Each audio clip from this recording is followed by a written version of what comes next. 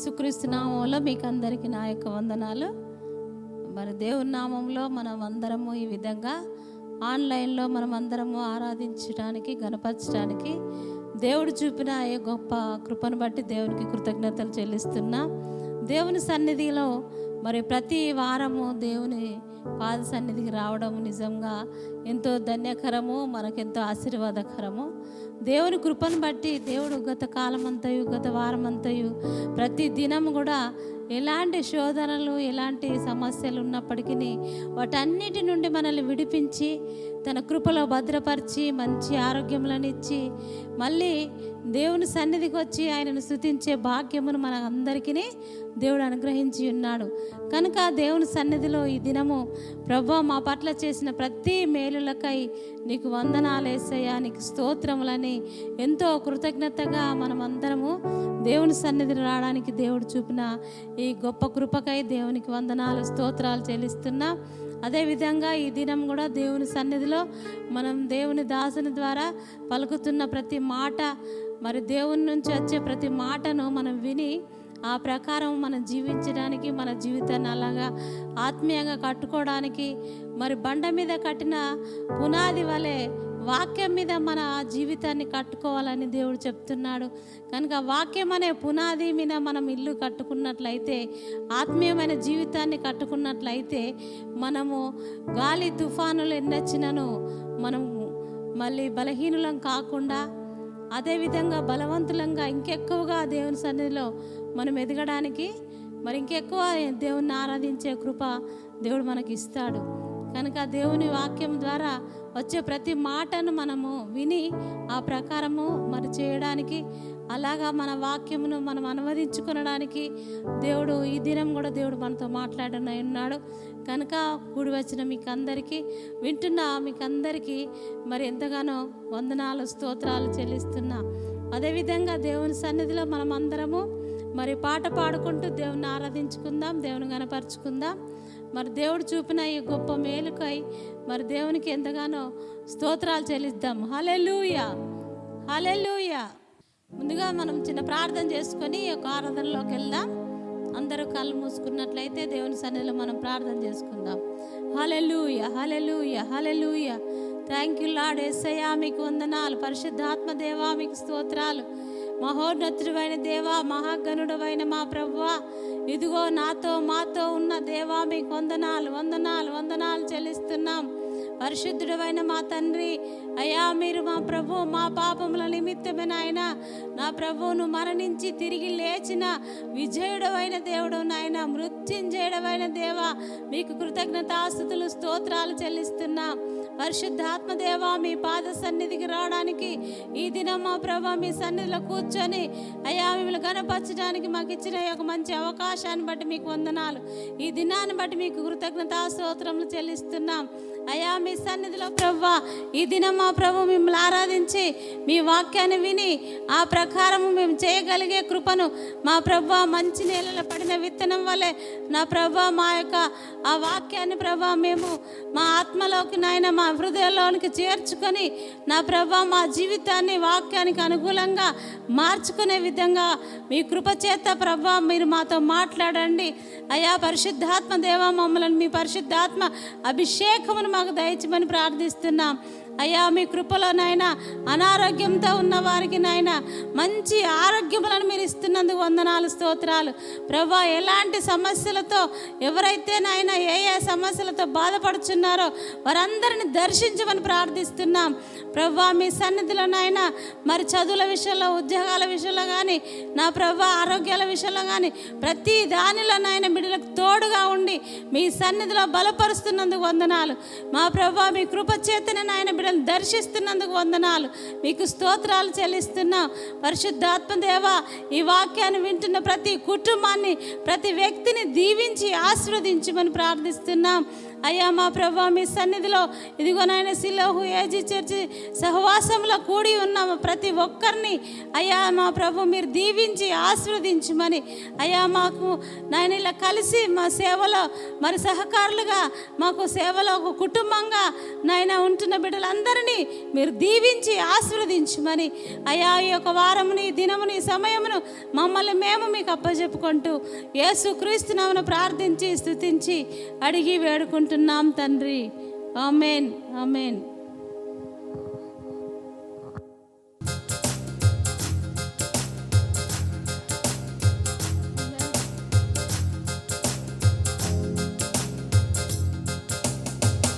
నీతో నా జీవితం సంతోషమే, నీతో నా అనుబంధం మాధుర్యమే. నీతో నా జీవితం సంతోషమే, నీతో నా అనుబంధం మాధుర్యమే. నా యేసయ్యా కృప చూపుచున్నావు, స్ఫూర్తి ప్రదాతవై.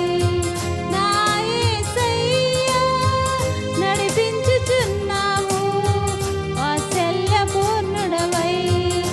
ఆరాధ్యుడా యేసయ్యా, నీతో నా అనుబంధం మాధుర్యమే. నీతో నా జీవితం సంతోషమే, నీతో నా అనుబంధం మాధుర్యమే.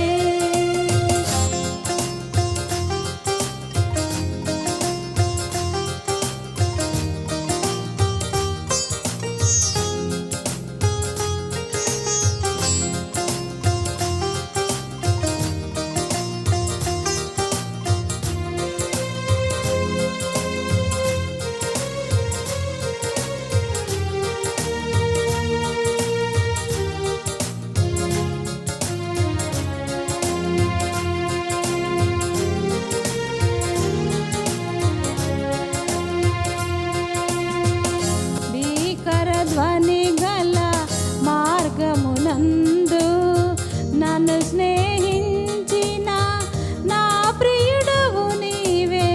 భీకర ధ్వని గల మార్గమునందు నన్ను స్నేహించిన నా ప్రియుడవు నీవే.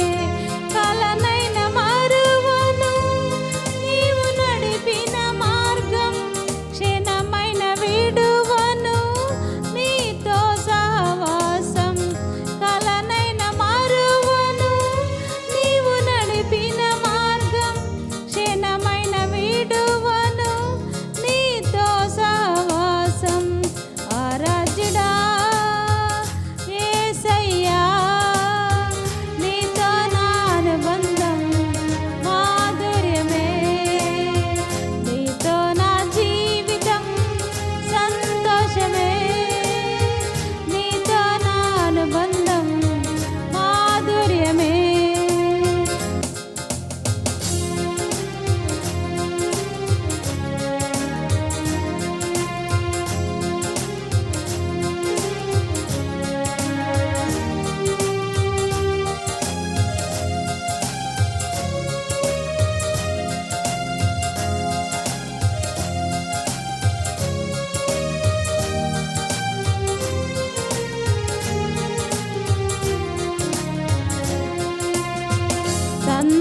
సంతోషమందైనా శ్రమలయందైనను నా స్తుతి కీర్తనకు ఆధారము నీవే. నిత్యమైన మహిమలో నన్ను నిలుపుటకు శుద్ధ సువర్ణముగా నన్ను మార్చుచున్నావు. నిత్యమైన మహిమలో నన్ను నిలుపుటకు శుద్ధ సువర్ణముగా నన్ను మార్చుచున్నావు. ఆరాధ్యుడా యేసయ్యా,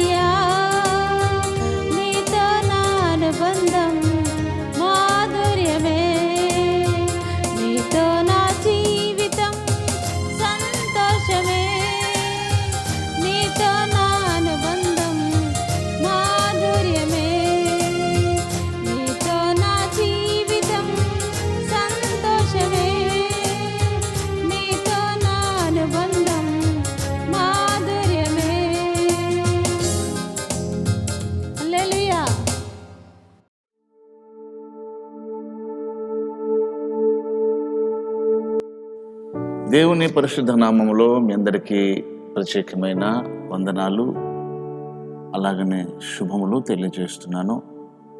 దేవుడు మనల్ని ప్రేమించి మనల్ని తన కృపలో వరదిల్ల చేస్తున్నాడు.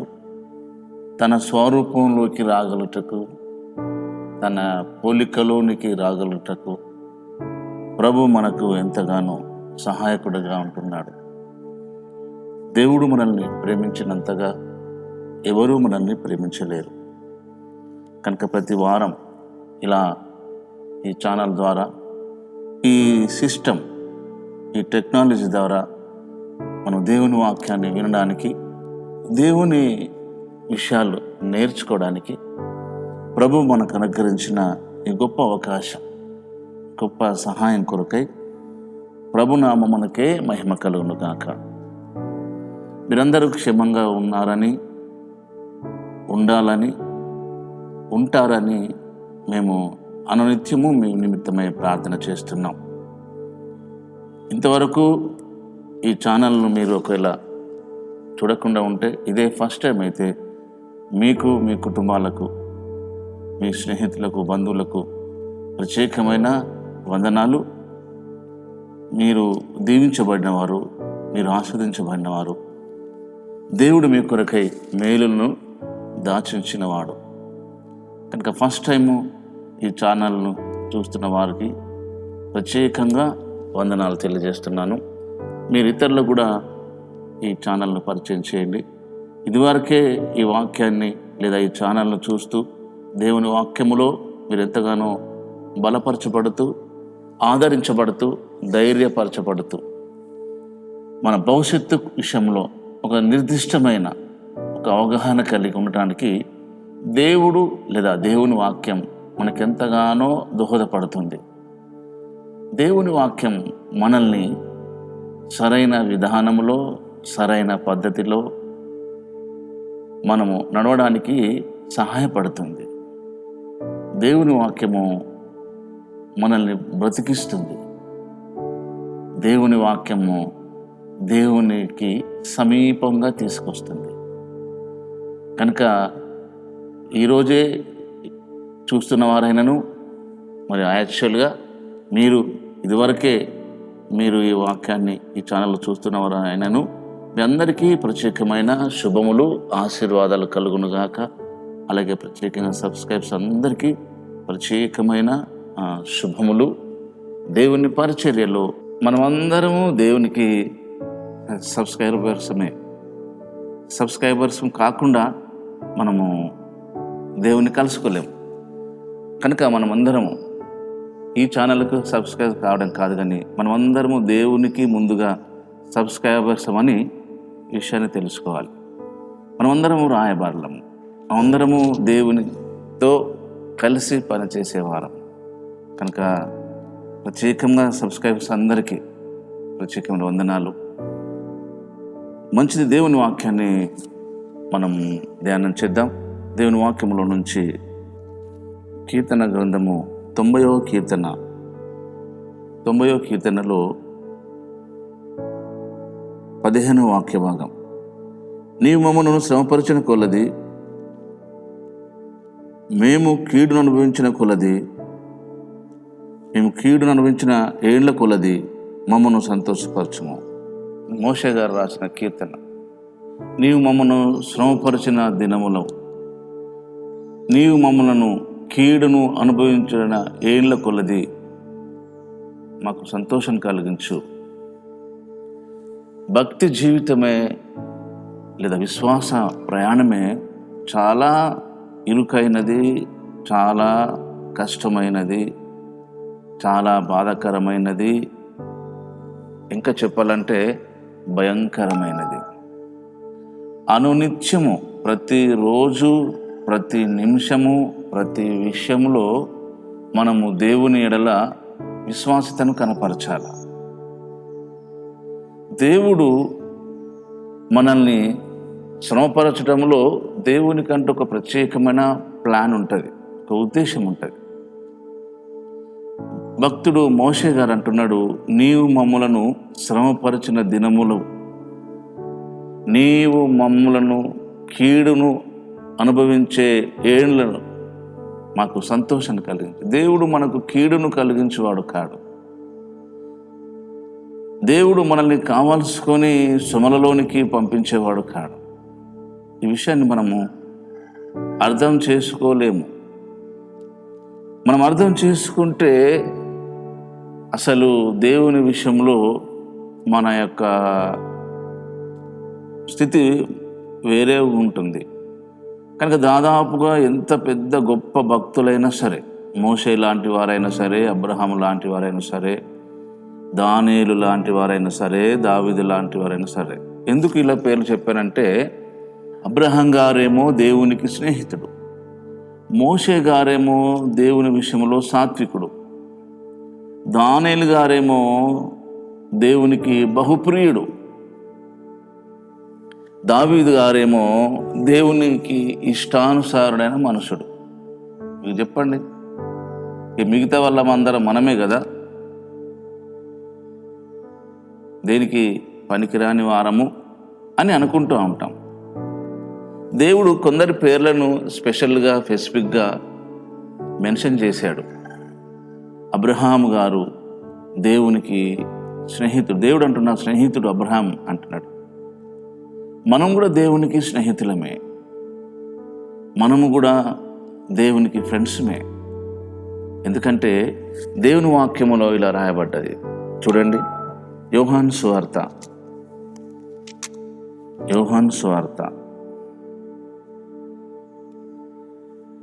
15వ అధ్యాయం 13వ వాక్య భాగం. తన స్నేహితుల కొరకు తన ప్రాణము పెట్టువాని కంటే ఎక్కువైన ప్రేమ గలవాడు ఎవడునూ లేడు.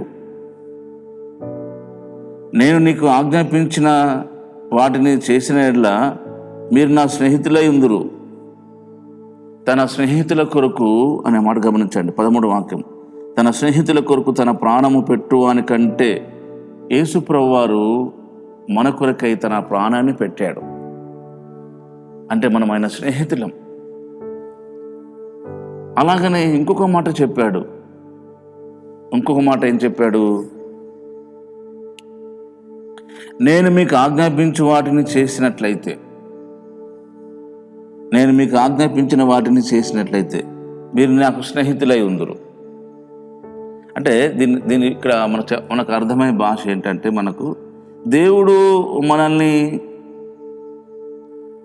తన స్నేహితులుగా భావిస్తున్నాడు. అలా భావించి మన కొరకు ప్రాణం పెట్టాడు. మనము నిజంగా దేవుడు మనకు నిజంగా ఫ్రెండ్, దేవుడు మనకు స్నేహితుడని భావించినట్లయితే మనము ఆయన ఆజ్ఞాపించిన వాటన్నిటిని చేస్తాం. మీకు అర్థమవుతుందా? కనుక స్నేహం, నిజమైన స్నేహితుడు విడువక ప్రేమిస్తాడు. దేవుడు మనల్ని ఎన్నడూ ఎక్కడ ఎప్పుడు ఏ పరిస్థితుల్లో కూడా విడిచినట్లుగా కనబడదు. కానీ మనల్ని దేవుడు విడిచినట్లుగా మర్చిపోయినట్లుగా ఉండేవాడు కాడు. కానీ మనం అలాంటి పరిస్థితులలోకి వెళ్తాం. దేవుడు మర్చిపోయినట్లు, దేవుడు విడిచిపెట్టిన భావము మనలో నిశ్చయంగా తప్పకుండా కలిగి తీరుతుంది. కనుక నిజమైన స్నేహితుడు విడువక ప్రేమించును. చూద్దాం దేవుని వాక్యములో సామెతల గ్రంథము 17వ అధ్యాయము 17వ వాక్య భాగం. నిజమైన స్నేహితుడు విడువక ప్రేమించును. దేవుని వాక్యం మనకు అందరికీ తెలుసు. శాశ్వతమైన ప్రేమతో నేను నిన్ను ప్రేమించుచున్నాను గనక విడువక మీ ఎడల కృప చూపుచున్నాను.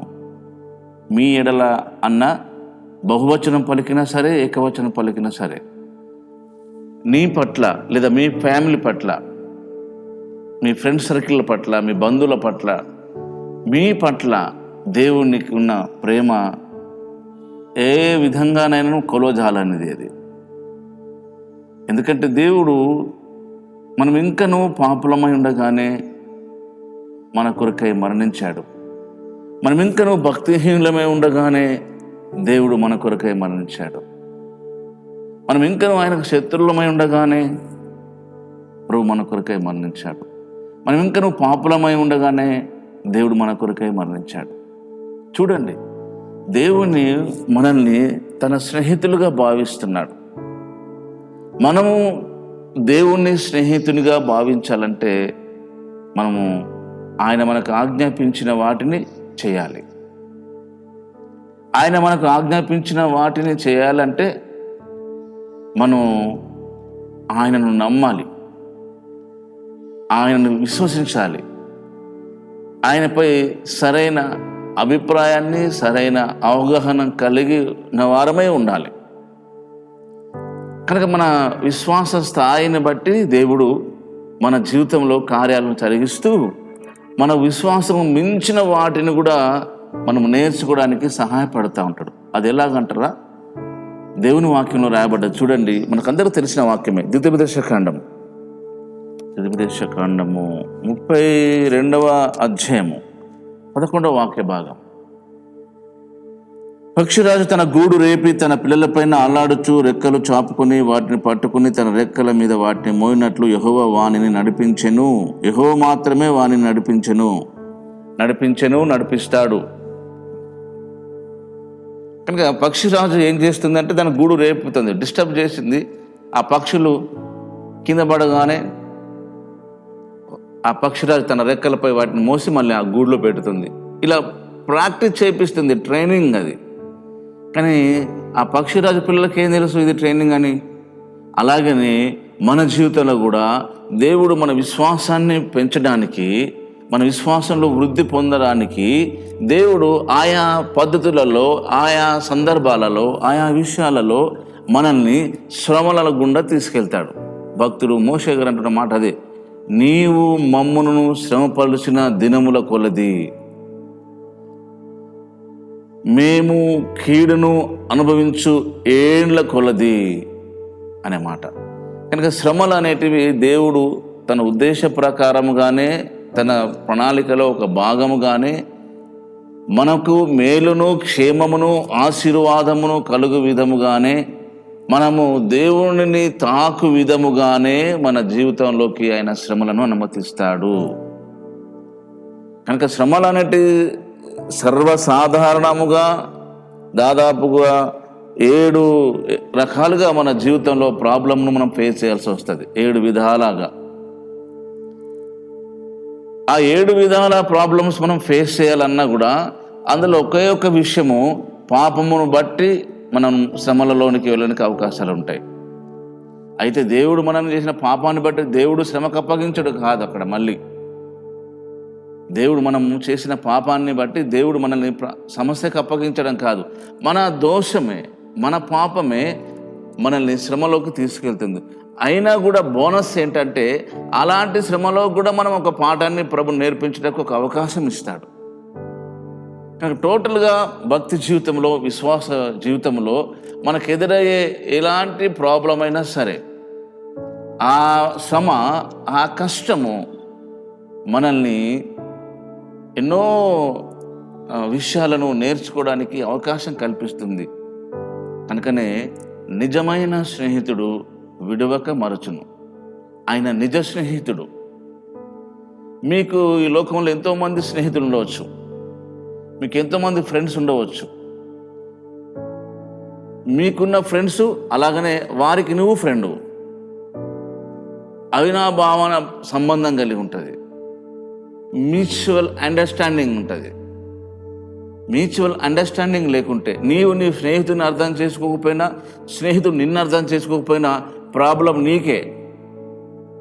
కానీ దేవుడైన మన ప్రభు అయిన క్రీస్తు ఆయన మంచి స్నేహితుడు. ఆయన మంచి స్నేహితుడు కనుక మనమే ఆయనను మిస్అండర్స్టాండింగ్ చేసుకుంటామే తప్ప మనల్ని ఎన్నడూ ఆయన మిస్అండర్స్టాండింగ్ చేసుకోడు. ఎందుకు అంటే మన గురించి బాగుగా తెలిసిన వ్యక్తి లేదా మన గురించి బాగుగా ఎరిగిన వాడు ఆయన ఒక్కడే. నిన్ను కన్న తల్లి కూడా నీ గురించి అంతగా తెలియదు. నీ విషయంలో నీ తల్లి గురించి కూడా నీకు అంతగా తెలియదు. ఎరగవు. తల్లి యొక్క యాక్టివిటీస్, తల్లి యొక్క గుణ లక్షణాలను అంతగా ఎరగవు నువ్వు. నేను కన్న తల్లి కూడా నీ విషయంలో అంతగా తనకు నువ్వు అర్థం కావు. ఎవరైనా అంతే, కొంత మట్టుగా అర్థమవుతారు. కానీ దేవుడు మన గురించి బాగుగా అర్థం చేసుకునేవాడు.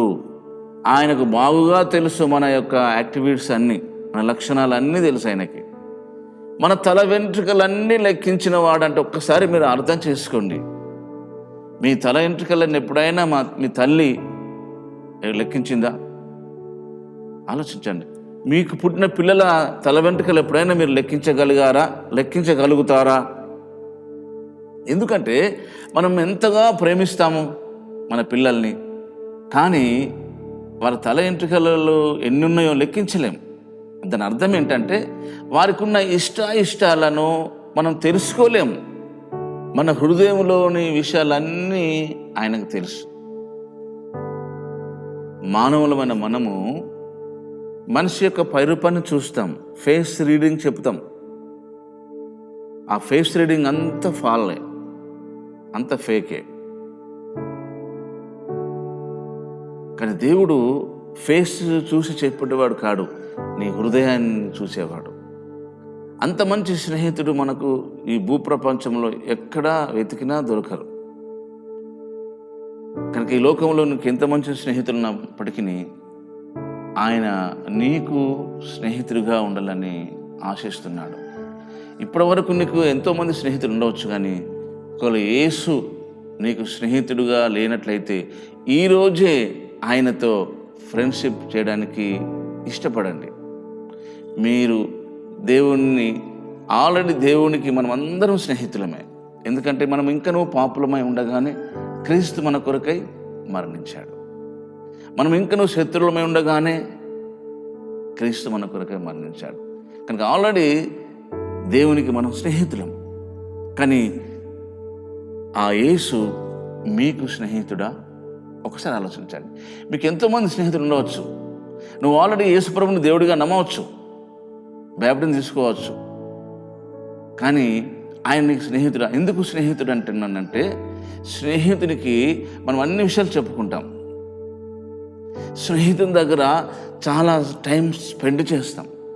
అది బాయ్ ఫ్రెండ్ అయినా లేదా గర్ల్ ఫ్రెండ్ అయినా, ఆ ఫ్రెండ్కి మన విషయాలన్నీ చెప్పుకుంటాం. తల్లికి చెప్పము, తండ్రికి చెప్పము, మన తోటి సహోదరులకు చెప్పము, బంధువులకు చెప్పము, అసలు ఎవరికి ఏ విషయం చెప్పం. కానీ మన ఫ్రెండ్కు మన విషయాలన్నీ చెప్పుకుంటాం. మన హృదయంలోని బాధను, వేదనను అలా చెప్పడం ద్వారా తేలిక చేసుకుంటాం. ఇలా చాలామంది యేసు ప్రభును దేవుడిగా అంగీకరించని వాళ్ళు ఉన్నారు. అంగీకరించినప్పటికీ ఆ దేవాది దేవునిని నిజంగా స్నేహితులుగా ట్రీట్ చేయని వాళ్ళు కూడా ఉన్నారు. ఎందుకంటే చాలామంది జీవితాల్లో, ముఖ్యంగా విశ్వాసుల జీవితాల్లో డిప్రెషన్కు లోనవుతున్నారు. చాలా ఒంటరితనానికి గురవుతున్నారు. మరికొంతమంది నిరుద్యోగంకు, మరికొంతమంది సంతానలేమి, మరికొంతమందికి హెల్త్ ప్రాబ్లం, కొందరికి ఫైనాన్షియల్ ప్రాబ్లం, ఇలా రకరకాల సమస్యలు కలిగే ఉన్నాము విశ్వాస జీవితంలో. భక్తుడు మోషే గారు అంటాడు, నీవు మమ్ములను శ్రమపరిచిన దినముల కొలది. కనుక మీరు ఒక్క విషయం అర్థం చేసుకోండి. మీ శ్రమ ఎందుకైనప్పటికీ, అది ఎందుకు వచ్చినప్పటికీ, ఆ శ్రమ మీకు మేలు కలగడానికే, మీకు క్షేమం కలగడానికే, మీకు ఆశీర్వాదం కలగడానికే, ఇంకా మీరు దేవునిలో గొప్పగా ఎదగడానికే. ఈ విషయాన్ని ఎప్పుడు మర్చిపోకండి. అందులో మరొకటి లేదు. చూడండి, బైబిల్ గ్రంథంలో ఆదికాండం 50వ అధ్యాయం చివరి చాప్టర్, 50వ అధ్యాయంలో 20వ వాక్య భాగం. మీరు నాకు కీడు చేయ ఉద్దేశించితిరి,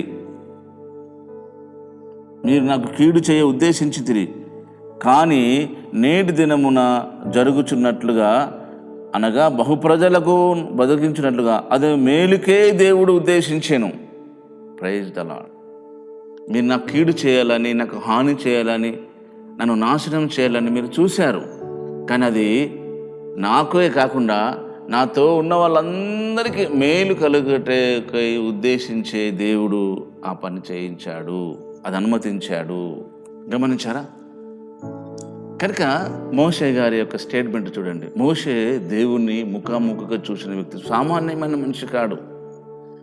మీరు బాగా ఆలోచించాలి ఈ వాక్య భాగాన్ని. కీర్తన 90వ కీర్తనలోని మాటను. ఆర్డినరీ పీపుల్ కాదు మోషే, special anointing person. Abraham also, Daniel also, David, వీళ్ళంతా స్పెసిఫిక్ మనుషులు వీళ్ళంతా. కానీ వారి వారి లైఫ్ స్టైల్లో చాలా డిప్రెషన్కు లోనైన పరిస్థితులను వాళ్ళు ఫేస్ చేయాల్సి వచ్చింది. ఎందుకు చెప్తున్నాను ఈ మాట అంటే, ఆయన నీకు నిజమైన స్నేహితుడు, ఆయనే నీ స్నేహితుడు. కనుక మీరు కొన్నిసార్లు మీ ఫ్రెండ్స్ సర్కిల్లో మీ ఫ్రెండ్స్ని బట్టి కూడా మీరు డిప్రెషన్ లోను కావచ్చు.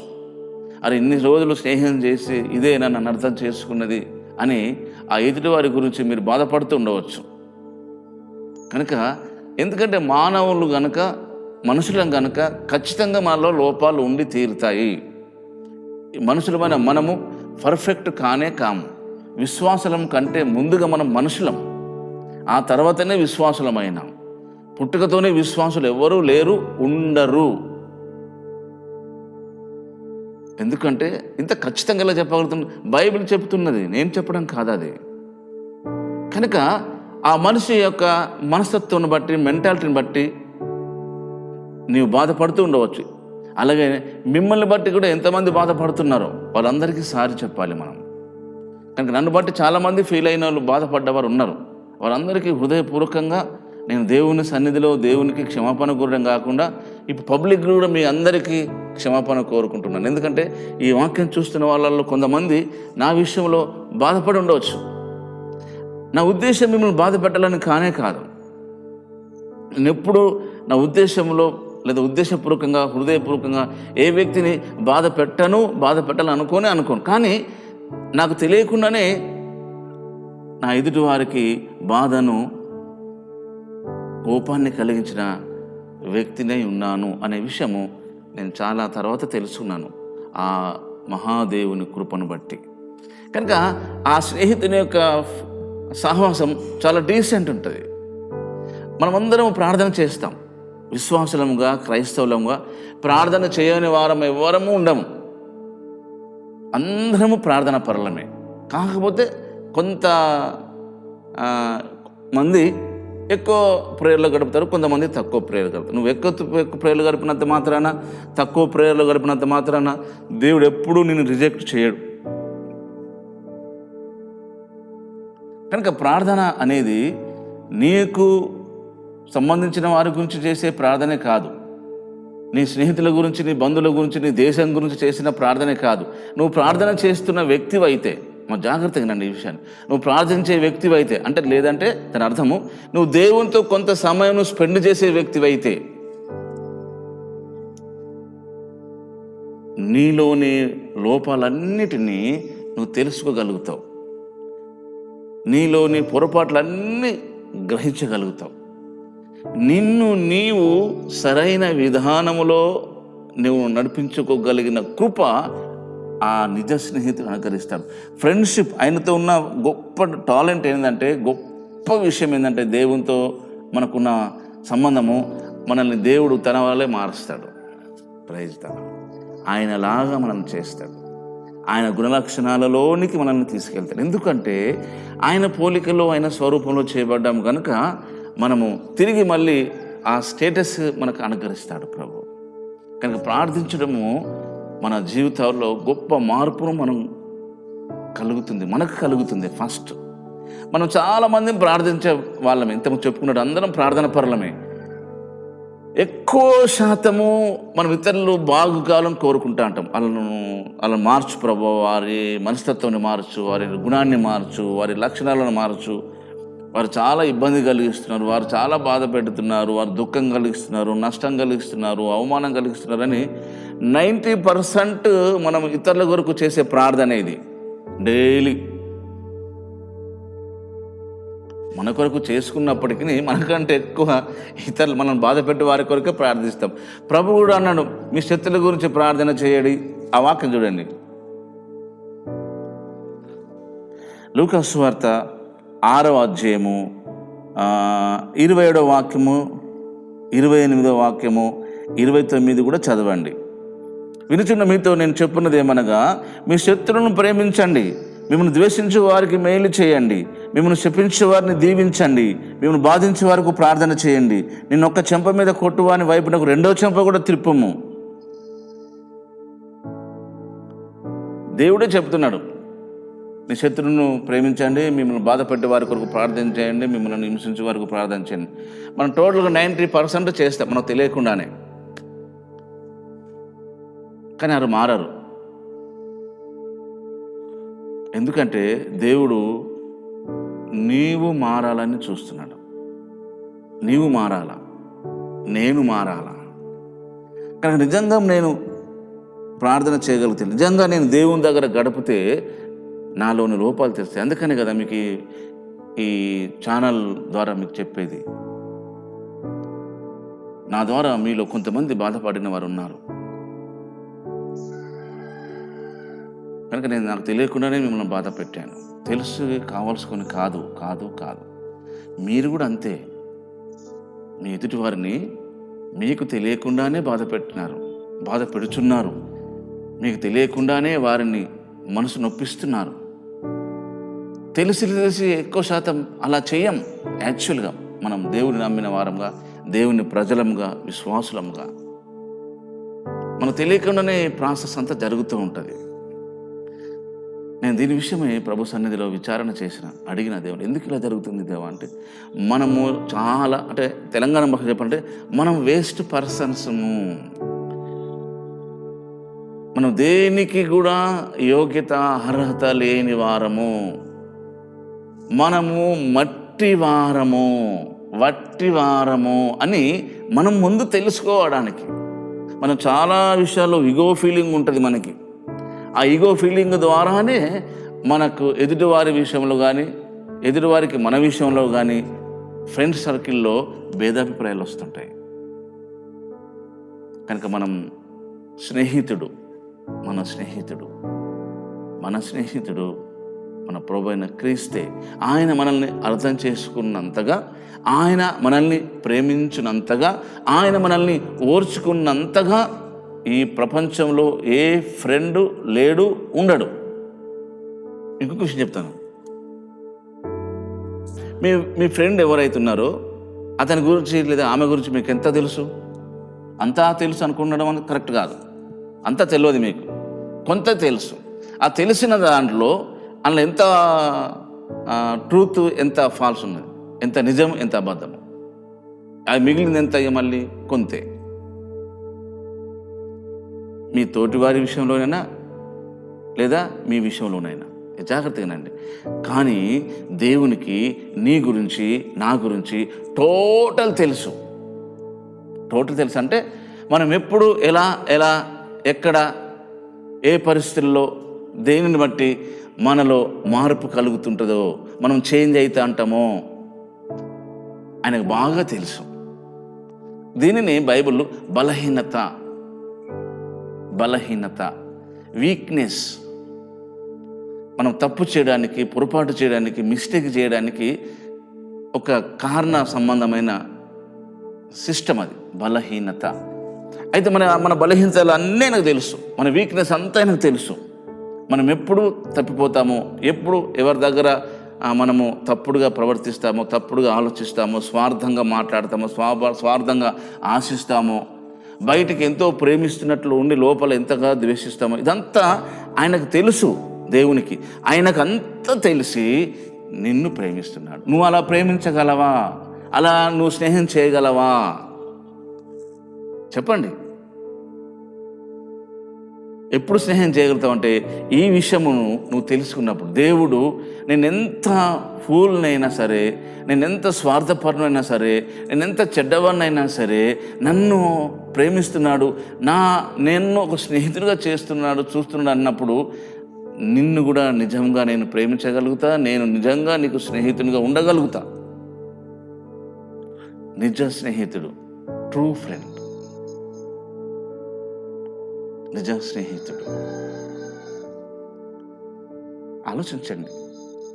ఎప్పుడైనా మీ ఫ్రెండ్ సర్కిల్లో కొందరికి తల్లే ఫ్రెండ్ అవుతుంది, పిల్లలకు కొందరికి తల్లి ఫ్రెండ్లీగా ఉంటుంది, ఉండాలి అసలు. కొందరు తల్లిదండ్రులు పిల్లల విషయంలో ఫ్రెండ్లీగా ఉండరు, వాళ్ళతో మాట్లాడరు. మాట్లాడితే ఎక్కడ విలువ తక్కువ అవుతుందనో, భయం తేలిపోతుందో అని ఇది ఒక పిచ్చి మెంటాలిటీ. ఇది నన్ను అడిగితే పిచ్చి మెంటాలిటీ అది. ఆ దేవాది దేవుడే సర్వసృష్టికర్త, సర్వజ్ఞాని, సమస్తము చేయగలడు, చేసిన వాడైనా ఆయనే మనల్ని స్నేహితులుగా చూస్తుంటే మన పిల్లల పట్ల మనం ఎందుకు ఫ్రెండ్లీగా ఉండకూడదు? పిల్లలు తల్లిదండ్రుల పట్ల ఎందుకు ఫ్రెండ్లీగా ఉండకూడదు? మనం అందరికీ ఫ్రెండ్లీగా ఉండాలి, అందరికీ స్నేహితులంగా ఉండాలి. బైబిల్ చెబుతుంది, అందరితో సమాధానం కలిగి ఉండండి, అందరితో పరిశుద్ధత కలిగి ఉండండి. కనుక అబ్రహాం గారు దేవునికి ఫ్రెండ్ అయిపోయాడు. అబ్రహాం గారుకి దేవుడు ఫ్రెండో కాడో తెలియదు నాకైతే. చూడండి బైబిల్ గ్రంథం ఒక మాట చూద్దాం. యాకోబు పత్రిక ఈ మాట రాయబడ్డది. యాకోబు పత్రిక 2వ అధ్యాయంలో 23వ వాక్య భాగం.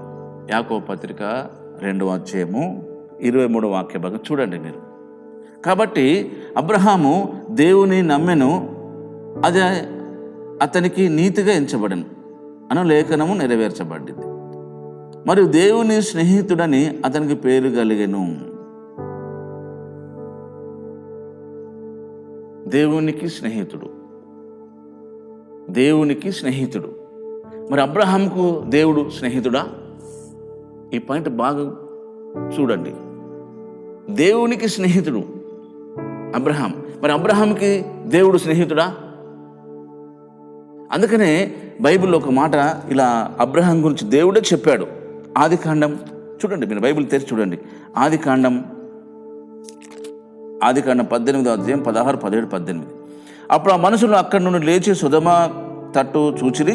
అబ్రహాము వారిని సాగనంపుటకు వారితో కూడా వెళ్ళెను.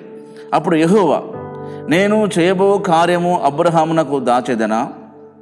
అబ్రహాము నిశ్చయంగా బలము గల గొప్ప జనమగును, అతని మూలంగా భూమిలోని సమస్త జనములు ఆశీర్వదించబడును. అబ్రహాం గారి విషయంలో దేవుడు చేయబోయేది, దేవుడు ప్లాన్ కలిగి ఉన్నదంతా అబ్రహాం గారికి చెప్పాలి అని అనుకున్నాడు. నేను చేయబోయేది అబ్రహాం గారికి దాచెదనా? దాచకుండా చెప్పేశాడు. ఇదే విషయాన్ని మీకు ఇంతకుముందు చెప్పాను. నిజంగా ఫ్రెండ్ అయితే నీకే విషయం నీ ఎదుట దాచడు. కనుక భార్య భర్తలు కూడా ఫ్రెండ్లీగా ఉండాలా.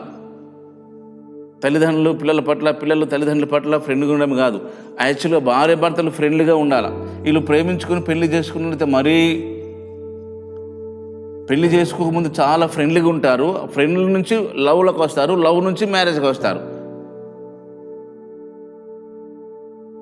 కానీ ఫ్రెండ్గా ఉన్నంత యథార్థత, ఆ ప్రేమ పెళ్ళైన తర్వాత ఉండదు. అసలు స్నేహంలో నుంచి లవ్లోకి దిగగానే సగం పోతుంది. ఇక పెళ్లి చేసుకుంటే మొత్తం పోతుంది. ఏం పోతుంది? ఆ స్నేహంలోని మాధుర్యం పోతుంది. స్నేహమే, దానికి మించింది ఏది లేదు ఈ లోకంలో. అనకనే దేవుడు చెప్పాడు, నిజమైన స్నేహితుడు విడువక ప్రేమించును.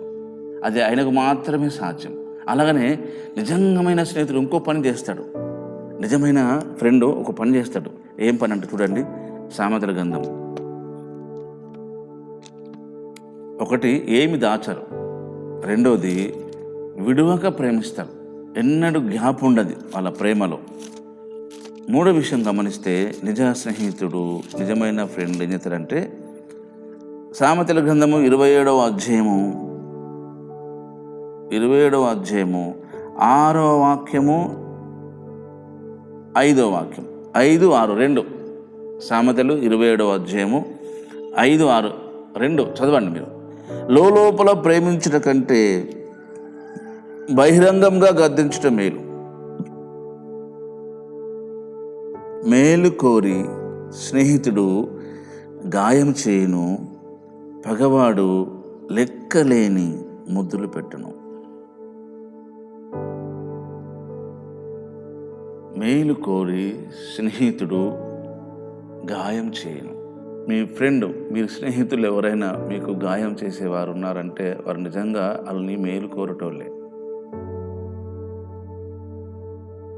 కానీ వారు చెప్తున్న ఏ మాట అయినా కూడా మీకు వ్యతిరేకంగానే కనిపిస్తుంది.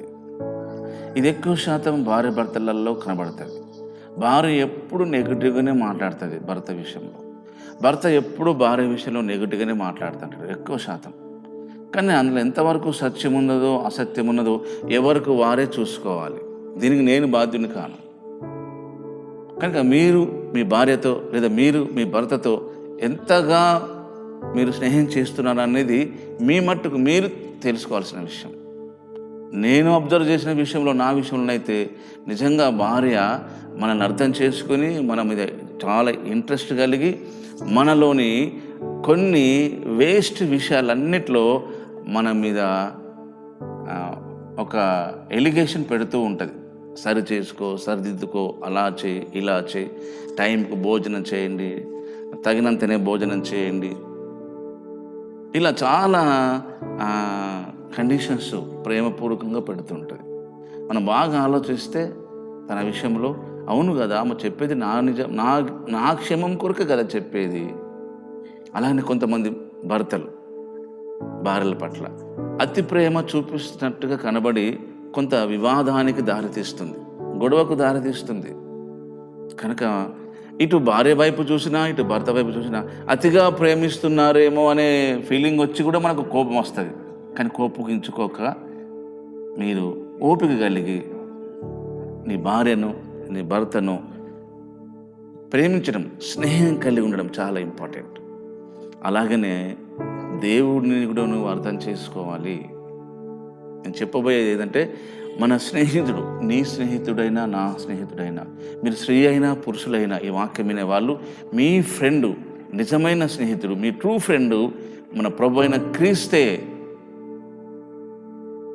ఒకవేళ మీరు ప్రభు అయిన క్రీస్తును మీరు సొంత రక్షకుడిగా, నీ దేవునిగా నువ్వు యాక్సెప్ట్ చేయగలిగి ఉంటే ఈ రోజు నుంచైనా ఆయన నిజముగా అర్థం చేసుకోవడానికి ప్రయత్నం చేయండి. ఆయన అర్థం కానివాడు కాడు. నన్ను అడిగితే నా అనుభవంలో ఆయన అర్థం కానివాడు కాడు. ఆయన అర్థము కావడానికే ప్రయత్నాలు చేస్తుంటాడు. మనం ఆయన అర్థం చేసుకోవడానికి ఎన్నో రకాల ప్రయత్నాలు చేస్తుంటాడు. మనమే చాలా బిజీగా ఉండి ఆ బిజీ షెడ్యూల్లో ఆ దేవాది దేవుణ్ణి అర్థం చేసుకోలేము. ఆయన స్నేహాన్ని అర్థం చేసుకోలేము. ఆయన స్నేహానికి అర్థం చేసుకోగలిగితే నీ జీవితకాలం అంతా కృపాక్షేమములే నీ వెంట వచ్చును అన్నాడు దావీదు గారు. కనుక మన ఆత్మీయ జీవితము చాలా మోస్ట్ ఇంపార్టెంట్ లైఫ్. అది ఆత్మీయ లైఫ్, ఆత్మీయ జీవితం. ఇది ఎన్ని కోట్లు పెట్టినా దొరకదు. ఇది దేవుడు మనకు గిఫ్ట్గా ఇచ్చాడు, ఉచితంగా ఇచ్చిన భాగ్యం. కనుక మన దైనందిన జీవితంలో మన స్నేహితులు ఎవరో మనం తెలుసుకోవాలి. మన స్నేహితులు ఎవరో తెలుసుకుంటే మన జీవితంలో చాలా హ్యాపీనెస్ ఉంటుంది. అయితే మన స్నేహితులు ఎవరో తెలుసుకోవాలంటే దాని అర్థము మన శత్రువులు ఎవరో తెలుసుకోవడానికి అనుకుంటున్నా కాదు. మనకంటూ శత్రువులు ఎవరూ లేరు భూమి మీద. అసలు మనుషులు మనకు శత్రువులు కారండి, తప్పుడు అభిప్రాయం అది. మనకు ఉన్న శత్రువు ఒక్కడే ఒక శత్రువు, వాడు అపవాది అయిన సాతానుడు. వాడు ఆత్మస్వరూపే.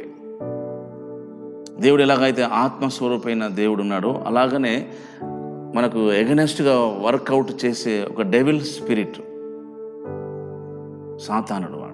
వాడు ఎవరి ద్వారానైనా ఏ విషయంలోనైనా నేను డిస్టర్బ్ చేయడానికి ఆడు 1,00,000 ప్రయత్నాలు చేయక మానడు. ఎవరిని మిరింగుతున్నా అని వెతుకుతూ తిరుగుతున్నాడు. కనుక మీకున్న ఫ్రెండ్ సర్కిల్లో, మీ ఫ్రెండ్ సర్కిల్లో అపవాది ఎన్నో రకాల డిస్టర్బెన్స్ మీకు కలిగించవచ్చు. కనుక మీరు మాత్రము ముందుగా నిజ స్నేహితుడు, ట్రూ ఫ్రెండ్ అయిన యేసును మీరు కలుసుకొని ఉన్నవారైతే ఇంకా ఎక్కువగా తనతో ఫ్రెండ్షిప్ చేయండి. దేవుడు మనల్ని ఎందుకు విడువక ప్రేమిస్తున్నాడు? శాశ్వతమైన ప్రేమతో నేను నిన్ను ప్రేమించుచున్నాను విడవక నీళ్ళ కృప చూపుతున్నాడు. ఎందుకు విడవట్లేదు అంటే మనల్ని స్నేహితులుగా భావిస్తున్నాడు. మనం కూడా దేవుణ్ణి స్నేహితులుగా భావించాలి. మనం ఎప్పుడు స్నేహంగా ఉంటామంట?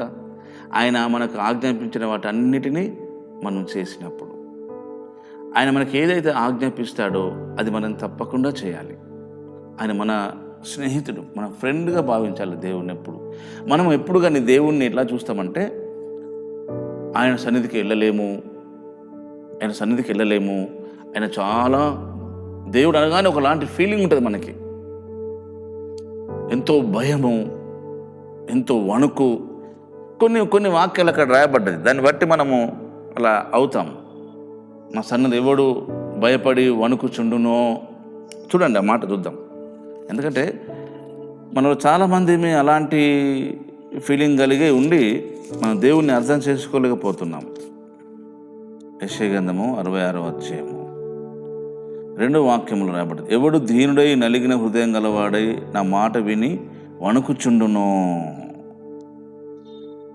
ఎవరు దీనుడై నలిగిన హృదయం గలవాడై నా మాట విని వణుకుచుండునో వానినే నేను దృష్టిస్తానన్నాడు.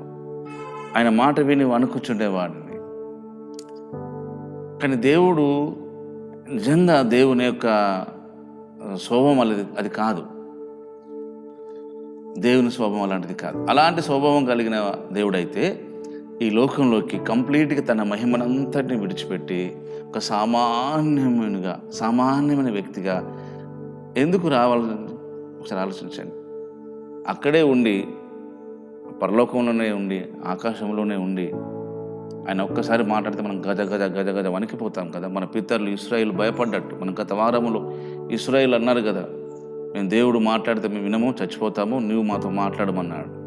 అప్పుడు మోషే గారు అన్నారు కదా, మిమ్మల్ని పరీక్షించడానికి, మీరు దేవుని భయం కలిగి ఉండడానికి అలా చెప్తున్నాడు తప్ప యాక్చువల్గా అలా కాదన్నాడు మోషే గారు. దేవునికి భయపడడం అంటే ప్రేమలో భయం ఉండదు, ప్రేమపూర్వకమైన భయం అది.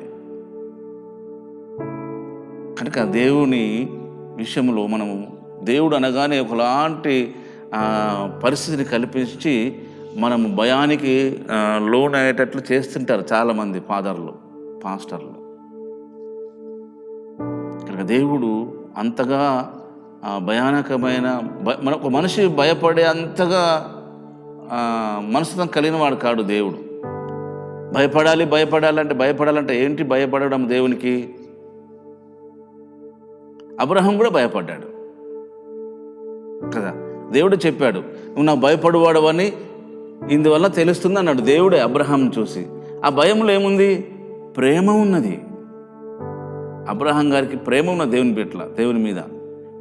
నువ్వు నిజంగా ప్రేమించినట్లయితే ఒక మాట అన్నాడు దేవుడు, నువ్వు ప్రేమించున్న ఇస్సాకును నాకు బలిగా అర్పించమన్నాడు. నువ్వు ప్రేమించున్న ఇస్సాకును బలిగా అర్పించమన్నప్పుడు తన మనసులో అనుకుని ఉండొచ్చు అబ్రహాం, అంటే నేను దేవుని ప్రేమించటం లేదా అని. నేను దేవుని ప్రేమిస్తున్నాను కదా. నువ్వు దేవుని ప్రేమిస్తున్నాను అని ఎలా రుజువు? నువ్వు దేవుని ప్రేమిస్తున్నట్టు లేదా దేవుడు నీకు స్నేహితుడైనట్టు ఏంటి ప్రూఫ్ ఏంటి? నువ్వు నిజంగా దేవుని ప్రేమించిన వ్యక్తివైతే, నువ్వు నిజంగా దేవునికి ఫ్రెండ్ అయితే, లేదా నీకు దేవుడు ఫ్రెండ్ అయితే, ఆల్రెడీ దేవునికి నువ్వు ఫ్రెండ్వే. ఇది బాగా జ్ఞాపకం చేసుకోండి, గుర్తుంచుకోండి. దేవునికి మనం అందరం స్నేహితులమే, ఇందులో డౌట్ లేదు. ఎందుకంటే మన కొరకు ఆయన ప్రాణం పెట్టాడు. మరి దేవుడు నీకు స్నేహితుడా? దేవుడు నీకు ఫ్రెండా?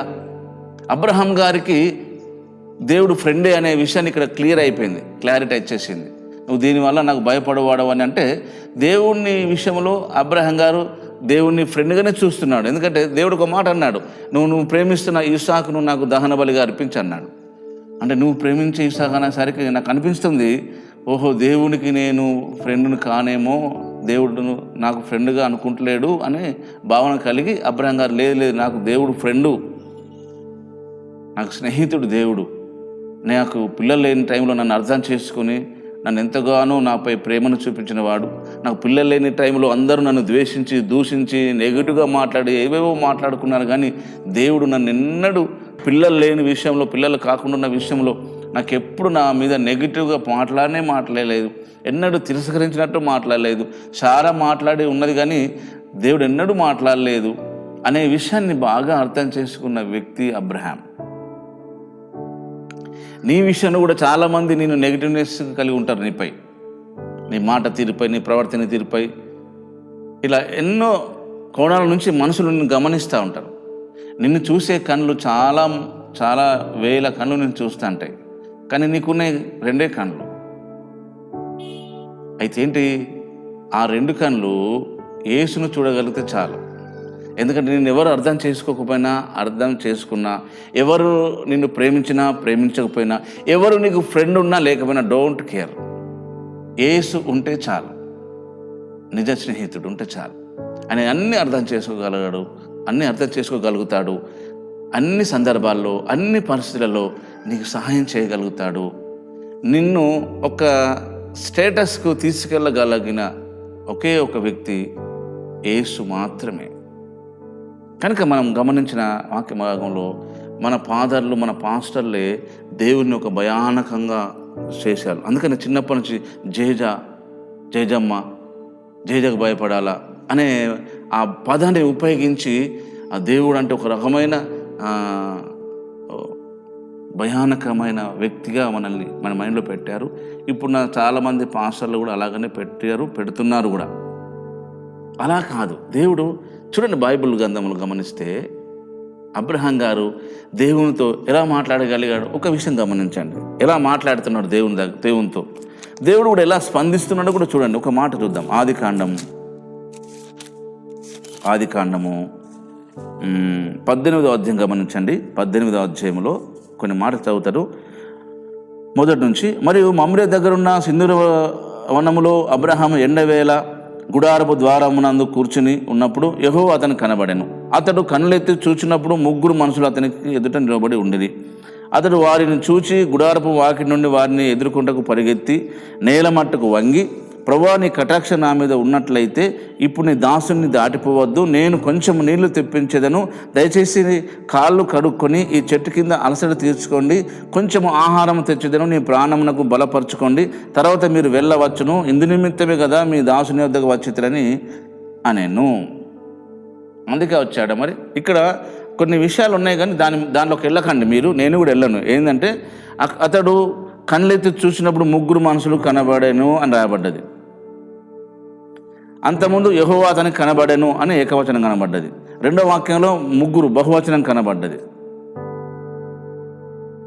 తర్వాత ఏమన్నా రాయబడ్డది, 3 మనుషులు అని రాయబడ్డది. మళ్ళా ఇదంతా మనకు అద్దు పక్కన పెట్టేసి, దేవుడు అతని దగ్గరికి వచ్చాడు, అబ్రహాం గారి దగ్గరకు వచ్చాడు. అబ్రహాం గారు అతన్ని ఆహ్వానించి కూర్చోబెట్టి నీళ్ళు ఇచ్చి కాళ్ళు కడుక్కోమని చెప్పి ఒక మంచం వేసి మంచంలో కూర్చోండి, ఇందుకొరకే గారు వచ్చారు, కొంచెం టిఫిన్ చేయండి, అలసిపోయినారు అని మాట్లాడుతున్నాడు. మీరు ఒకసారి దయచేసి గమనించండి. ఈ మాటలలో భావం ఏంటి చెప్పండి, ఈ మాటల యొక్క అర్థం ఏంటో చెప్పండి. మన ఇంటికి ఎవరైనా వస్తే ఏం చేస్తాం ఫస్ట్? ఇప్పుడు లేదు కానీ ఆ సిస్టమ్ ఒకప్పుడు ఉండే, కాళ్ళకు నీళ్ళు ఇచ్చేటోళ్ళం కాళ్ళు కడుక్కోమని. ఇప్పుడు ఆ సిస్టమ్ లేదు. ఆ కాళ్ళు కడుక్కోవడానికి నీళ్ళు ఇచ్చేవాళ్ళు, నీళ్ళు తాగడానికి గ్లాసులు నీళ్ళు ఇచ్చేవాళ్ళు. ఇప్పుడు ఇస్తున్నాం అనుకోండి బాటిల్ వాటర్లో, కూర్చోండి, మీకు కొంచెము ఏదైనా టిఫిన్ తీసుకొస్తే అలసిపోయినట్టున్నారు, మీరు అలసట తీసుకోవడానికి కదా నా దగ్గరకు వచ్చారు అన్నట్టు మాట్లాడుతున్నాడు అబ్రహాం గారు దేవుణ్ణి. ఒకసారి ఆలోచించండి అమ్మ, దేవుడు మనలాంటి వాడైతే ఎంత ఫీల్ అయ్యేటాడు? నేను దేవుణ్ణి, అసలు నేను నడుస్తానా, నేను మీలాగా నడిచేవాని అనుకుంటున్నావా, లేదా గాడిదని ఎక్కచ్చానని అనుకుంటున్నావా, నా కాళ్ళు కట్టుకోమంటున్నావు, నేనేంది, నా స్టేటస్ ఏంది అని అనుకునే వాళ్ళం. అనకపోయినా కూడా అనుకునే వాళ్ళం, అలాగనే ముఖం పెట్టేవాళ్ళం. నేను అలసిపోవడం ఏంటి, నేను దేవుడిని కదా, నీకు నా గురించి ఏం తెలియక అనవసరంగా మాట్లాడుతున్నావు, ఆగుతున్నావు, నువ్వు మాటలు కంట్రోల్ పెట్టుకో, నేను దేవుడిని నా దగ్గర చాలా కంట్రోల్లో మాట్లాడాలా. బైబిల్ కూడా వాక్యంలో ఉన్నది, ప్రసంగంధంలో సొలొమోను గారు రాశారు. సొలొమోను గారిని ఎవరో రాపించాడు దేవుడు. అది సొలొమోను రాసినప్పటికీ సొలొమోను అక్కడక్కడ కొన్ని విషయాలు రాబట్టి, కానీ యాక్చువల్గా అసలు ఏంటి దేవుడు మనసు ఏంటో మనకు అర్థం కావాలా. ఒకదాన్ని పట్టుకునేట్లా మనం అందరికీ మైండ్లో ఉన్నది ఏంటంటే దేవుడు అంటే భయం, కానీ ఆ భయంలో ప్రేమ. చూడండి అబ్రహాం గారు దేవుణ్ణి ఎలా అర్థం చేసుకుని వ్యవహరిస్తున్నాడు, ప్రవర్తిస్తున్నాడు. ఆయన కాళ్ళకు నీళ్ళు ఇచ్చాడు, కాళ్ళు కడుక్కోమని కూర్చోమన్నాడు, అలసట తీసుకోమన్నాడు, నీకు కొంచెం టిఫిన్ తీసుకొస్తా, ఆహారం తీసుకొస్తానన్నాడు. ఇదంతా ఒక ఫ్రెండ్కు చేసినట్లే చేశాడు. గమనించారా? ఒక ఫ్రెండ్. అలాగని ఇంకొక విషయం కూడా రాబడ్డది ఇదే అధ్యాయంలో, 18వ అధ్యాయంలోనే మనం గమనిస్తే 23-24. అప్పుడు అబ్రహాము సమీపించి ఇట్లనను, దుష్టులతో కూడా నీతిమంతులను నాశనం చేస్తావా? ఆ పట్టణంలో ఒకవేళ 70 మంది నీతిమంతులు ఉన్నట్లయితే దానిలో ఉన్న 70 మంది నీతిమంతులు నిమిత్తం ఆ స్థలాన్ని నువ్వు నాశనం చేయక కాపాడతావా? ఆ చొప్పున చేసి దుష్టులతో కూడా నీతిమంతులను చంపుట నీకు దూరమగునుగాక. నీతిమంతుని దుష్టులతో సమానంగా ఎంచుట నీకు దూరమగునుగాక. సర్వలోకమునకు తీర్పు తీర్చువాడవు, న్యాయం చేయడా అని చెప్పినప్పుడు దేవుడు అంటాడు, యెహోవా, సొదొమ పట్టణంలో 70 మంది నీతిమంతులు నాకు కనబడినా వారిని బట్టి ఆ స్థలమంతటిని నేను కాపాడుతా అంటాడు. అప్పుడు అబ్రహాం గారు మరొక మాట అంటాడు, 27వ వాక్యం, ఇదిగో ధూళియు బూడిదయునైనా నేను ప్రభుతో మాట్లాడి తెగించుచున్నాను.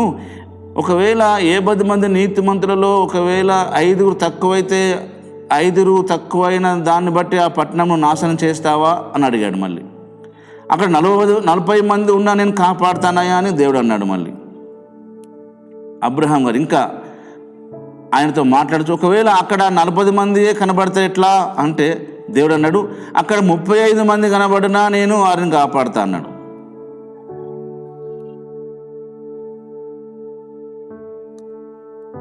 ఒకవేళ అక్కడ 20 మందే కనబడితే అని మళ్ళీ డౌట్ వ్యక్తపరిచాడు.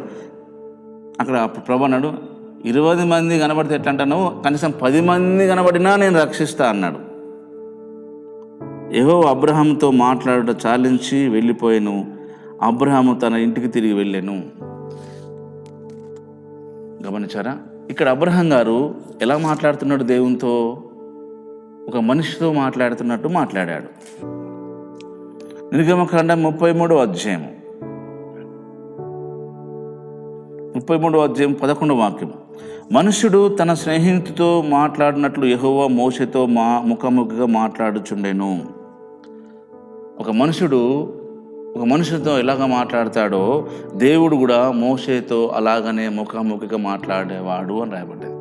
అబ్రహాము అలాగే మాట్లాడాడు దేవునితో, మోషే కూడా దేవుడితో అలాగనే మాట్లాడాడు. దేవుడు కూడా మోషేతోనూ అబ్రహాంతోనూ అలాగనే మాట్లాడాడు. నన్ను అడిగితే దావీదుతో అలాగనే మాట్లాడి ఉండవచ్చు, దానియేలుతో కూడా అలాగనే మాట్లాడి ఉండవచ్చు, హానోకుతో కూడా దేవుడు అలాగనే మాట్లాడి ఉండవచ్చు. హానోకు దేవునితో నడుస్తూనే దేవుని ఇంటికి వెళ్ళిపోయాడు. మళ్ళీ తన ఇంటికి రాలే. మళ్ళీ ఆలోచించండి, దేవుడు ఎప్పుడు మనల్ని ఫ్రెండ్గా చూడాలనే చూస్తున్నాడు, స్నేహితులాగా ఉండాలని చూస్తున్నాడు. మనం ఏదో పెద్దగా ఊహించుకొని, మన సేవకులు కూడా చాలామంది ఒక రకంగా దేవుడు అంటే పెట్టి మనలో ఆ భయాన్ని పెట్టి కలిగించి మనల్ని దేవునికి దూరం చేస్తున్నాడు తప్ప దేవునికి దగ్గర చేయటం లేదు. బిలాము ఆల్సో అంతే. బిలాముతో దేవుడు ఎలా మాట్లాడాడు ఒక్కసారి చూద్దాం. సంఖ్యాకాండం. దేవుడు మనల్ని ఎప్పుడు ఫ్రెండ్లీగానే చూస్తుంటాడు. ఆయన మనమే దేవుణ్ణి ఫ్రెండ్గా చూడం. 22వ అధ్యాయము 9వ వాక్యం చూడండి. సంఖ్యాకాండము 22:9. దేవుడు బిలాము వద్దకు వచ్చి, నీ వద్ద ఉన్న ఈ మనుషులు ఎవరని అడిగాడు. దేవుడే బిలాము దగ్గరకు వచ్చాడు. బిలాము సమాధానం చెప్పాడు. అయితే దేవుడు అన్నాడు, వారు ఆశ్రయించబడ్డవారు కనుక వారిని చెప్పించకూడదు, వారితో వెళ్ళకూడదని బిలాముతో దేవుడు చెప్పాడు. ఆ తర్వాత మళ్ళీ బిలాము దేవుని దగ్గరకు వచ్చి దేవుణ్ణి అడిగినప్పుడు అప్పుడు దేవుడు అంటాడు, చూడండి ఆ మాట, ఇదే 22వ అధ్యాయంలో 12వ వాక్యం చూడండి, నువ్వు వారితో వెళ్ళకూడదు, ఆ ప్రజలు చెప్పింపకూడదు, వారు ఆశ్రయించబడిన వారు అని బిలాముతో చెప్పాడు. చూడండి, దేవుడు ఏమైనా చేయగలడు, ఏమైనా చేయొచ్చు. కానీ బిలామును అడుగుతున్నాడు, వారు చెప్పించద్దు, వారిని ఆశ్రదించబడ్డవారు వారిని చెప్పించకూడదని రిక్వెస్ట్ చేసినట్లుగా అడుగుతున్నాడు, కన్విన్స్ చేస్తాడు బిలామును. నిజంగా దేవుని మనసు చాలా చాలా చాలా చాలా సాఫ్ట్, మృదువైనది. మన గురించి అంతా తెలిసి మనల్ని ప్రేమిస్తున్నాడు. మన గురించి అంతా తెలిసి మనతో స్నేహం చేస్తున్నాడు. మనం చేసే తప్పుడు పద్ధతులు, తప్పుడు విధానాలు, తప్పుడు అభిప్రాయాలు, తప్పుడు నిర్ణయాలను బట్టి దేవుడు ఎన్నడూ మనల్ని దూరం చేసుకోడు, దూరం కాడు. మనలో ఆయన ఎవరికి దూరంగా ఉండేవాడు కాడు అనే వాక్యం బైబిల్లో చక్కగా రాయబడింది. మనలో ఆయన ఎవరికి దూరం ఉండేవాడు కాడు. మనమే ఆయనను వేరుగా చూసి దూరంగా పెడతా ఉంటాం మనం. కనుక మనము దేవుడిని నిజంగా మనం స్నేహితులుగా చూడాలంటే ఖచ్చితంగా దేవుడు ఆజ్ఞాపించిన వాటన్నిటిని మనం చేయాలి. అబ్రహాము అక్కడ సక్సెస్ అయిపోయాడు. అందుకనే దేవుడు అన్నాడు, నీవు నాకు భయపడువాడవు. అబ్రహాం గారు కూడా దేవుడిని స్నేహితునిగానే భావించి తను ప్రేమించిన కుమారుని కంటే దేవునితోనే నాకు స్నేహ ప్రేమ బంధం ఉందని ఆయన తెలియజేయడానికి తన కుమారుని దహనబలిగా అర్పించుటకు సిద్ధపడ్డాడు. యాక్చువల్గా అబ్రహాము దేవునికి విషయంలో తన కుమారుని ఇచ్చడంలో కుమారుని ఇవ్వలేదు. కానీ 100%, 1000% లేదా సమ్ కరోడ్ పర్సన్ దేవునికి బలిగా అర్పించాలని నిశ్చయం చేసుకున్నాడు అబ్రహాం. కానీ ఇవ్వలేదు. దేవుడే ఆపాడు. అబ్రహాం గారి హృదయం, అబ్రహాం గారి మనస్సు తెలుసుకొని. ఈరోజు చాలామంది అలా ప్రయత్నం చేస్తున్నాం. కానీ దేవుడు ఒక మాట మాట్లాడట్లేదు, 2 మాటలు మాట్లాడట్లేదు. ఆపండి, ఆగండి, నేను ఉన్నాను అని అనట్లేదు. అబ్రహాంను ఆపాడు, నేను ఉన్నాను, అతను ఏమి చేయకన్నాడు. గమనించారా? ఆ కుమారుని బదులుగా ఆల్రెడీ ఇంకోటి ఆల్టర్నేట్గా ఒక పొట్టేలును దేవుడు సిద్ధపరిచాడు. ఎందుకంటే దేవుని పైన డిపెండ్ అయిపోయాడు. దేవుడు తనకు ఆజ్ఞాపించి దాన్ని చేయడానికి పక్కా నిర్ణయించుకున్నాడు. ఆయన మనకు ఆజ్ఞాపించిన వాటి మనం చేసినప్పుడు మనకు కూడా దేవుడు స్నేహితుడిగా ఉంటాడు. నిజంగా అలా ఉన్నప్పుడే అలా నమ్మగలిగి చేయగలుగుతాము. దేవుడు మన పట్ల అలాగనే రియాక్ట్ అవుతున్నాడు. తన విశ్వాసతను ఏమాత్రము కూడా డిస్టర్బ్ చేసుకోవట్లేదు. దేవుడు తన విశ్వాసతను మన పట్ల అలాగనే కనపరుస్తూ ఉన్నాడు దేవుడు. కానీ మనము ఇజ్రాయిలుడైన ఏతాను ద్వారా దేవుడు మాట్లాడుతున్నాడు. ఏతాను అనే వ్యక్తి ద్వారా దేవుడు మాట్లాడుతున్నాడు. ఆ ఏతాను అన్నట్టయినా ఒకే ఒక కీర్తన రాశాడు, 89. కనుక తరతరములకు నీ విశ్వాసతను నా నోటితో తెలియజేసేదను. దేవుని యొక్క విశ్వాసతను తెలియజేసేదను అంటాడు. ఎంత విశ్వాసత అంటే దేవుంది, మనము ఊహించలేనంత విశ్వాసత దేవుడికి మన పట్ల విశ్వాసత. మనకు దేవుని పట్ల అంతే విశ్వాసత ఉండేటట్లు మనం దేవుని నమ్మాలి. పాత నిబంధన గ్రంథంలో కొన్ని సంఘటనలు, కొత్త నిబంధన కొన్ని సంఘటనలు జరిగినాయి. మన పితరులు అలాగా ఉన్నప్పుడు దేవుడు వారిని దర్శించి వారితో మాట్లాడాడు. అబ్రహాం గారితో, నీకు ఒక్కడైనా కుమారుని బలిగా అర్పించమన్నాడు. పిల్లలు లేకున్న సమయంలో ఆకాశ నక్షత్రం చూసి నీకు ఇలాగా ఉంటుంది నీ సంతానం అని చెప్పాడు. ఎంకరేజ్ చేశాడు దేవుడు, బలపరిచాడు దేవుడు. తప్పు చేసినప్పుడు దేవుడు అతన్ని గద్దించాడు. నిజమైన స్నేహితుడు విడవగా ప్రేమించినంటే మనల్ని ప్రేమిస్తున్న దేవుడు మనల్ని గద్దిస్తాడు. కనుక దేవుడు విషయంలో మనకున్న అభిప్రాయాన్ని ఒకసారి చెక్ చేసుకొని, దేవుడు మనకు ఫ్రెండ్లీగా ఉండాలని చూస్తున్నాడు, మనకు స్నేహితుడిగా ఉండాలని అనుకుంటున్నాడు. అనుకోవడం ఏంటి, ఆయన అలాగే ఉంటాడు. కానీ మనము మన యొక్క లక్షణాన్ని మార్చుకొని, మన పద్ధతిని మార్చుకొని, మన అభిప్రాయాలను మార్చుకొని, మన నిర్ణయాలను మార్చుకొని దేవునితో చక్కటి సహవాసము, చక్కటి సంబంధం కలిగి ఉండడానికి ప్రయత్నం చేద్దాం. అలాంటి కృప ప్రభు మనకు అనుకరించి మన బహుగా ఆశీర్వదించి దీవించి తన కృపలో మన వర్ధిల్ల చేయనుగాక. ఆమేన్.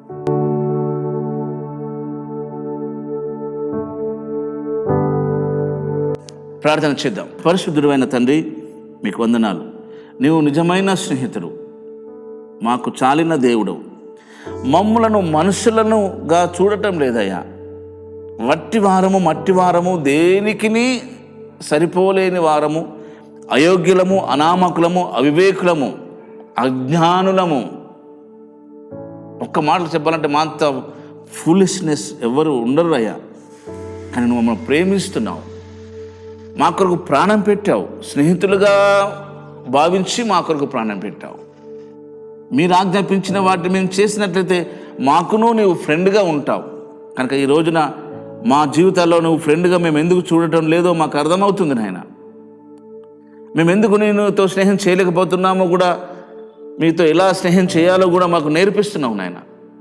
నువ్వు మాకు ఆజ్ఞాపించిన వాటన్నిటి విషయంలో మాకు క్షేమము, మాకు ఆశీర్వాదము, ఒక ఆరోగ్యము, అభివృద్ధి, అభిషేకము ఇవన్నీ దాచబడి ఉన్నాయి ప్రభు.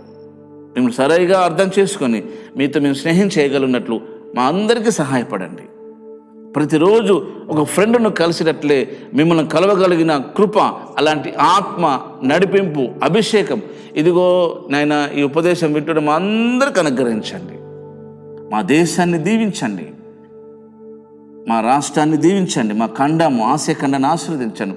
మేమందరం ఒకరికొకరం స్నేహితులుగానే ట్రీట్ చేసేటట్లు మాకు సహాయపడండి. ఈ లోకంలో మాకు ఎవరు శత్రువు లేరు నాయన. కనుక తండ్రి, మాకు శత్రువు ఒక్కడే, ఆడ అపవాదైన సాతానుడు.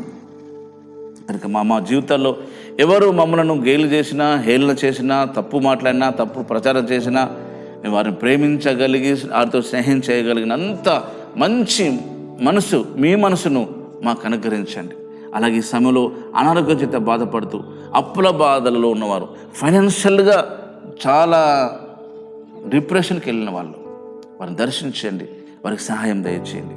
వారి పక్షమున దేవా నేను మీ సన్నిధిలో విజ్ఞాపన చేస్తుండగా, అడుగుచుండగా, రికమెండ్ చేస్తుండగా నాయనా నీ కనికరము, నీ కటాక్షము వారి మీద ఉంచండి, సహాయపడండి. నాకు మీరు అర్థమైనట్లుగా వారును అర్థం చేసుకోగలిగిన మనసు వారికి అనుకరించండి, వారికి సహాయపడండి. నన్ను దర్శిస్తూ, నన్ను సరిచేస్తూ, నన్ను సరిదిద్దుతున్నట్టుగానే వారు నీ కార్యములన్నిటికీ వారు విధేయత చూపగలటకు సహాయపడండి. వారును నేను యాక్సెప్ట్ చేయగలిగిన మంచి మనసు వారికి అనుకరించి వారికి సహాయపడమని, మమ్మల్ని అందరినీ దీవించమని, మరొక వారంలో అత్యంత మటుకు రెక్కలకి దాచమని, మీరే మహిమ పొందమని నజరేయుడైన యేసు నామములో స్తుతించి ప్రార్థిస్తున్నాం తండ్రి. ఆమేన్. Praise the lord.